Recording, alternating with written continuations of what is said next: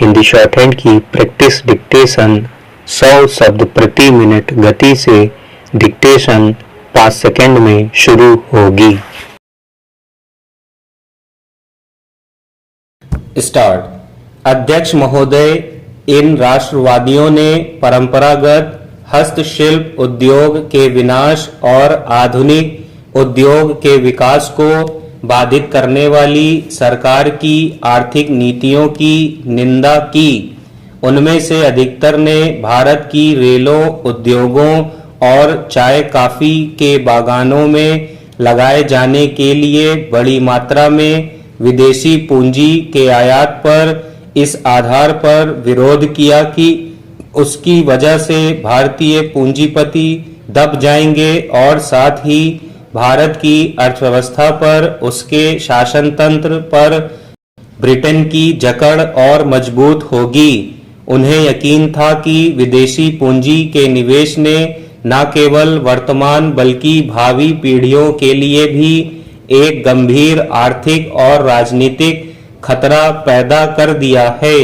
उन्होंने विदेशी पूंजी को देश से बाहर रखने के लिए सक्रिय प्रशासनिक कदम उठाने की मांग की।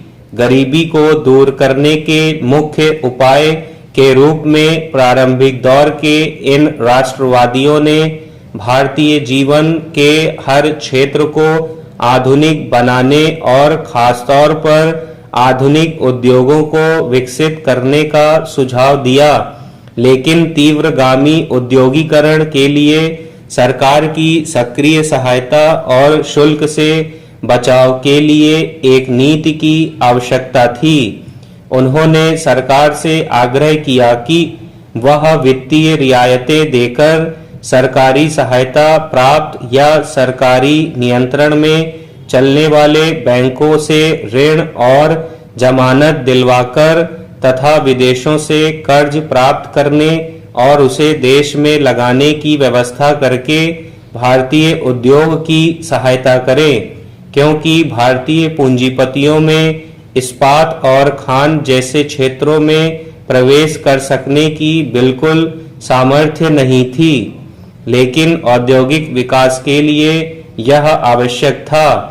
अतः सरकार अपनी पूंजी लगाकर उस क्षेत्र के उद्योग को बढ़ावा दे, औद्योगिक व्यापारिक सूचनाओं के एकत्रण और प्रसारण तथा तकनीकी शिक्षा को आगे बढ़ाने की व्यवस्था करे।